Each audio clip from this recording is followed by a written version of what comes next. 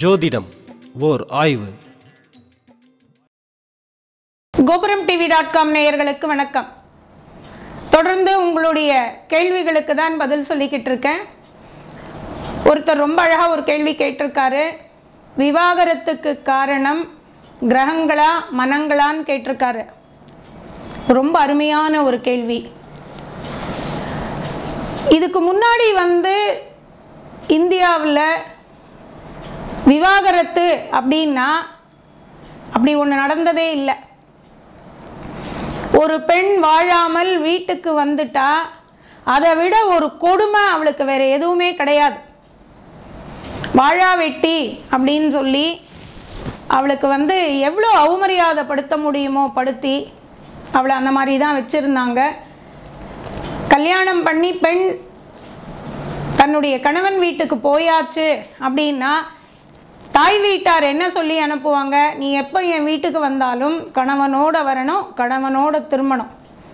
இந்த குழந்தை பிறப்புக்கு வந்தால் மட்டும்தான் இது விதிவிலக்கு. மற்ற நேரங்களில் நீ கணவனோட போய் கணவனோட வரணும், கோவிச்சுக்கிட்டு எங்கள் வீட்டுக்கு வரக்கூடாது அப்படின்னு தெளிவாக சொல்லிடுவாங்க. அன்னைக்கு ஒத்து நல்லபடியாக தான் 99.9% அப்படிதான் நடந்தது. விவாகரத்துக்கான பேச்சே கிடையாது. எல்லாருமே மனம் ஒத்து தான் வாழ்ந்துட்டு இருந்தாங்க. நீங்கள் நல்லா உங்கள் தாத்தா பாட்டி அவங்களெல்லாம் நீங்கள் யோசிச்சு பாருங்கள். அவங்க சண்டை போட்ட நாளோ அவங்க பெருசாக மனஸ்தாபங்களோட வாழ்ந்த நாளோ கிடையாது. நீங்கள் ஒரு அந்யோன்யமான தம்பதிகளை நம்ம நிறைய பார்த்துருக்கோம். அந்த வயசானவங்களை பார்த்தீங்கன்னா எல்லாருமே அந்யோன்யமாக தான் இருந்திருக்காங்க. இன்னொரு விஷயமும் நீங்கள் பார்ப்பீங்க, அது 2 பேரில் யாராவது ஒருத்தர் இறந்தால் அடுத்தவர் ரொம்ப காலம் கூட வாழ்ந்ததில்லை. அதையும் நம்ம பார்க்குறோம். அதுலேருந்து ஒரு 2 மாதம் 3 மாதம் அந்த வருஷத்துக்குள்ளவே பார்த்தீங்கன்னா அந்த இன்னொருத்தரும் மறைஞ்சிருவாங்க. முதல்ல கணவன் போயிட்டார்னா மனைவியும் அந்த ஒரு வருஷத்துக்குள்ளவே பார்த்தா அவளும் போயிடுவா. மனைவி முதல்ல இறந்துட்டாங்கன்னா அந்த கணவன் பார்த்தான்னா 3 மாதம் 4 மாதம் அந்த ஒரு வருஷத்துக்குள்ளே பார்த்தா அவரும் ஏன்னா அவ்வளோ மனம் ஒத்து அவங்க வாழ்ந்ததுனால அந்த பிரிவை அவங்களால ஏற்றுக்க முடியாத ஒரு சூழ்நிலையாக இருந்தது. ஆனால் இன்னைக்கு 60% டிவோர்ஸ்னு சொல்லக்கூடிய அளவுக்கு கல்யாணம் பண்ணி கொடுத்துட்டோம், அப்பாடா முடிஞ்சுது அப்படின்னு உட்காரலாம் மாதிரியான ஒரு சூழ்நிலையே இல்லை. பெண் வீட்டுக்காருக்கும் சரி, அது பையன் வீட்டுக்காரருக்கும் சரி, ஒரு கல்யாணம் முடிஞ்சதுன்னா அப்பாடா நம்ம வேலை முடிஞ்சது அப்படிங்கிற நிலைமை இன்னைக்கு இல்லை. கிரகங்கள் தான் காரணம் அப்படின்னு சொல்லியிருந்தா அன்னைக்குமே இவ்வளோ டைவர்ஸ் இருந்திருக்கணும். அப்போ கிரகங்கள் இல்லை, மனங்கள்ன்றது நம்மளுக்கு நிறைய தீர்மானமாக தெரியுது. முன்னாடி 7க்கு 7 லக்னங்களோ 7க்கு 7 ராசியோ நிறைய சேர்த்துருக்காங்க. அதில் அவங்க நல்லபடியாக வாழ்ந்திருக்காங்க. அதை நான் பார்க்குறேன். இன்னும் கேட்டேன்னா ரஜ்ஜு தட்டி அப்படியும் திருமணங்கள் நடந்து, ஏன்னா அவங்க பார்க்கவே மாட்டாங்க இன்னார் வீட்டு பையன் இன்னார் வீட்டு பொண்ணா, அப்பா இந்த சம்பந்தம் தான் வேணும் அப்படின்னு பண்ணியிருக்காங்க. அவங்க ஜாதகமே பார்க்கல. அதில் நம்மளுக்கு நிறைய ப்ரூஃப்ஸ் இருக்கு.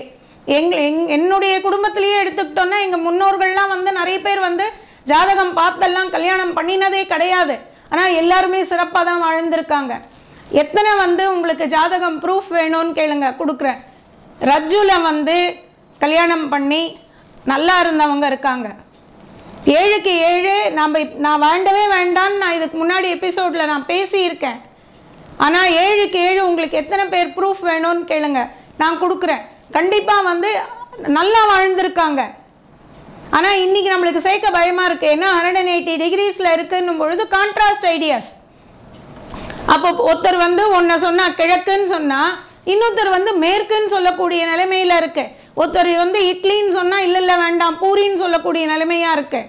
ஒருத்தர் என்ன சொல்கிறாரோ, எனக்கு வெள்ளை பிடிக்கும்னா இல்லை கருப்பு பிடிக்கும்.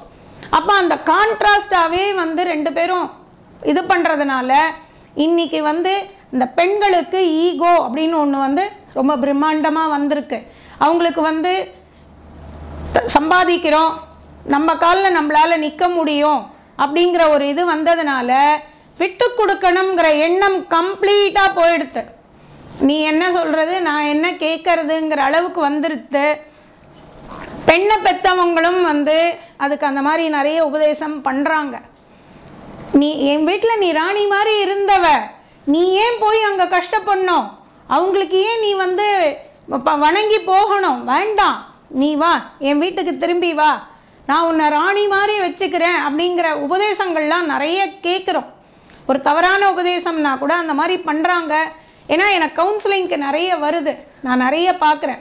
பெண் வீட்டார் ஏன் இந்த மாதிரி வந்து அவங்களுக்கு உபதேசம் பண்ணுறாங்கன்னு தெரியல. அந்த பெண்ணுக்கும் காசுங்கிறது வேற, நம்ம படித்த படிப்புங்கிறது வேற, குடும்பம்ங்கிறது வேற. குடும்பம் அப்படிங்கிறது ரெண்டு மனம் சம்பந்தப்பட்ட விஷயம். அப்போ நம்ம மனம் ஒத்து நம்ம இருக்கணும். இதை தாண்டின விஷயம்தான் ஒரு பெண்ணும் ஒரு ஆணும் சேர்ந்து ஒரு வாழ்க்கை நடத்தும் பொழுது அங்கே பிஇ, பிடெக், எம்ஃபில், எம்பிஏ இதுக்கெல்லாம் வந்து வேலை கிடையாது. இது எல்லாமே வீட்டுக்கு வெளியில் தேவைப்படுற விஷயம், வீட்டுக்குள்ளே தேவைப்படுற விஷயம் எதுவுமே கிடையாது.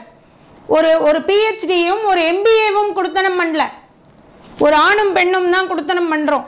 ஆனால் இங்கே உள்ள என்ன ஆகுதுன்னா பிஹெச்டியும் எம்பிஏவும் கொடுத்தனம் பண்ணுறதுனால நிறைய பிரச்சனை வருது. வீட்டுக்கு வெளியில தான் சம்பாதிக்கிறதுக்காக மட்டும்தான் நம்ம பிஹெச்டியும் நம்ம எம்பிஏவும், வீட்டுக்குள்ள பெண்டாட்டி புருஷன், இதுதானே வந்து உண்மை. ஆனால் அதை வந்து மறந்து இங்கே ஏதோ கொடுத்தனம் பண்ணுது. 50,000 ரூபாய் 80,000 ரூபாய் கொடுத்தனம் பண்ணுது, எம்டெக்கும் எம்பிஏவும் கொடுத்தனம் பண்ணுது. இப்போ ஏதேதோ கொடுத்தனம் பண்ணுறதுனால அந்த கொடுத்தனம் சீர்கேடாக இருக்குது.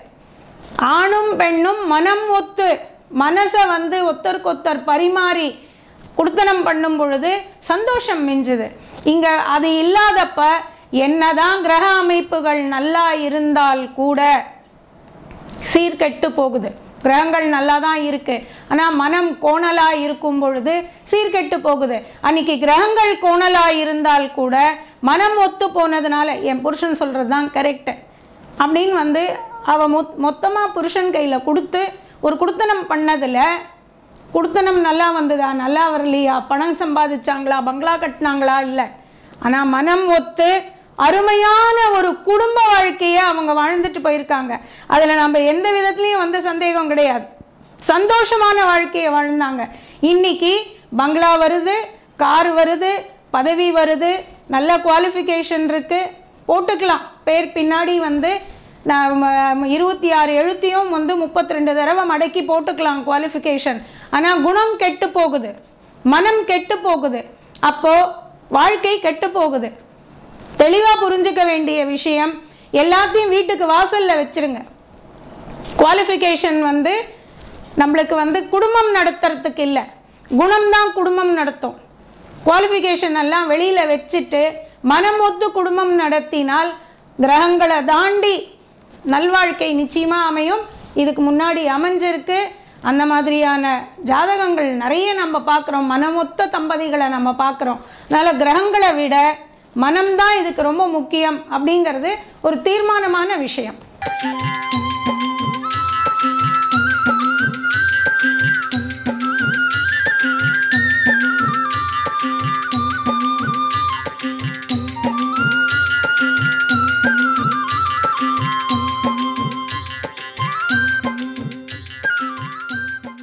யூடியூப் உலகத்தில் பக்திக்கென்று இருக்கின்ற ஒரே ஒரு சேனல் கோபுரம் டிவி சேனல். இதில் வந்து பக்தி மட்டும் இல்லை, பல விஷயங்களை சொல்கிறாங்க. அதில் முக்கியமாக நாயன்மார்களின் அருள் வரலாறு, ஷீரடி சாய்பாபா அவர்களின் வரலாறு, 12 ஆழ்வார்கள் பற்றிய தொகுப்பு, மகா பெரியவர் பற்றிய ஆய்வுகள், ஜோதிடம் ஒரு ஆய்வு, அப்புறம் ஆன்மீக அதிசயங்கள், இது அனைத்தும் ஒவ்வொரு நேரத்துலையும் வந்து அவங்க டெலிகாஸ்ட் பண்ணுறாங்க. இந்த பிஸியான காலகட்டத்தில் நீங்கள் இதெல்லாம் பார்க்கணும். ஏன்னா நமக்கு தேவை வந்து எதையும் கொண்டு போக போகிறதில்ல, கொண்டு போவது இறையருளை மட்டும்தான். இறையருளை கொண்டு போகணும்னா இதெல்லாம் பார்க்கணும், இதை பற்றி தெரிஞ்சுக்கணும். ஸோ இறைவன் நன்றி ஒரு அணுவும் அசையாது.